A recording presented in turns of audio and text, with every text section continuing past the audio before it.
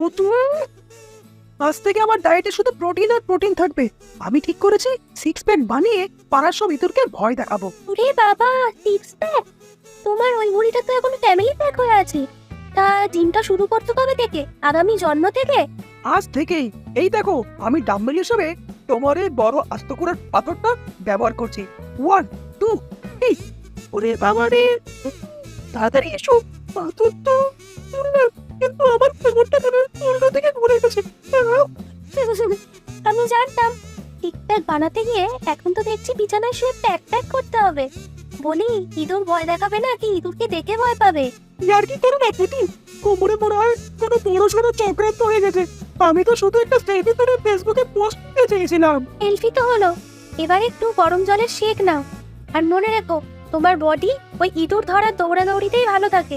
Gym তোমার জন্য নয়। ঠিক বলেছো পুতু, বডি বানানোর চেয়ে মাছ খাওয়া অনেক সহজ। আমার আর জিম খেলা হয় না, আমার জিম এখানেই সমাপ্ত।